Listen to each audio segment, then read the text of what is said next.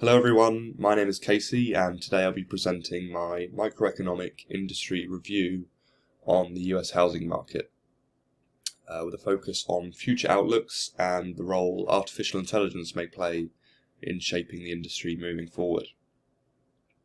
The housing market is one of the most critical sectors of the US economy. It doesn't just affect people buying or renting homes, it drives construction, finance and even local job markets. Recently, the Federal Reserve has pointed out that while the labour market remains strong, high interest rates and inflation continue to weigh on affordability. That combination creates challenges, but also opportunities for investors and firms operating in this space. Let's start with the basic supply and demand picture. Right now, the median US home price sits at about $439,495, which is up 1.5% year over year. That tells us that even with affordability pressures, prices are still creeping upward. On the demand side, however, sales volumes have slowed.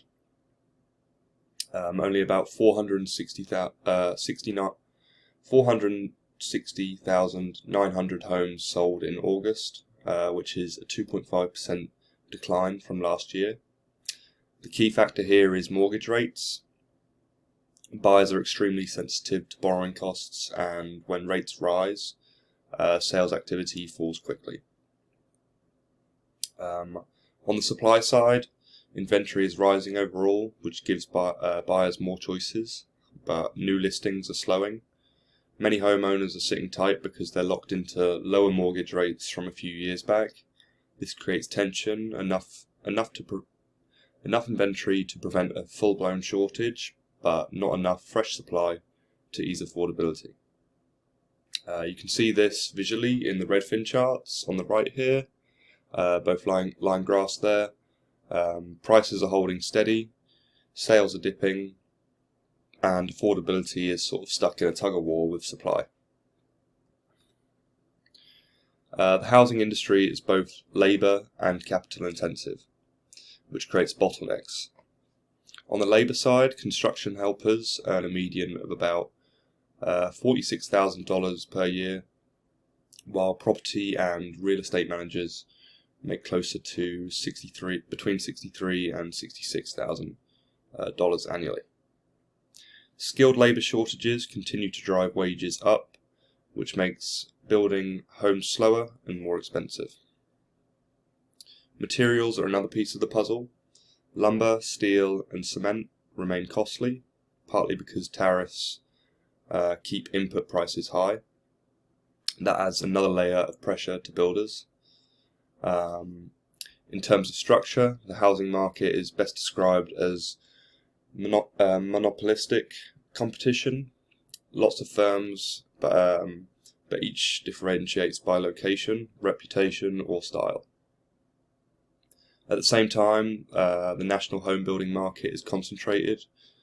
Companies like D.R. Horton, Lennar, and NBR together control more than half of the US share. So we see a mix: smaller local firms competing on uniqueness, and a handful of giants shaping the market at scale.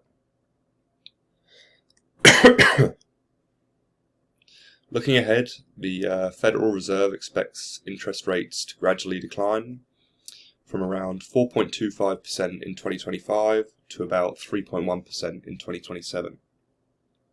That easing should support a rebound in demand, since lower rates make mortgages more affordable. But the supply side won't fully catch up. Labour shortages and expensive materials will continue to hold back new builds. So what does this mean for prices? The outlook is for stabilisation or modest growth, stronger in demand regions and flatter in weaker ones. Overall, the housing sector earns a solid B investment grading, steady but highly sensitive to economic shocks.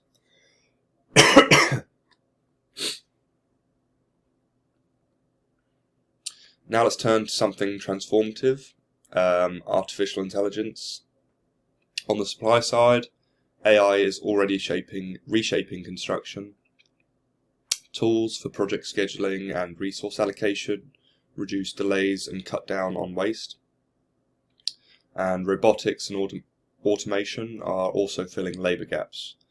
We can sort of start to imagine machines handling repetitive or dangerous tasks on job sites. According to McKinsey, predictive AI could improve efficiency across industries by 20 to 30%. For housing, that translates directly into lower capital and labour costs per unit, making it cheaper and faster to build.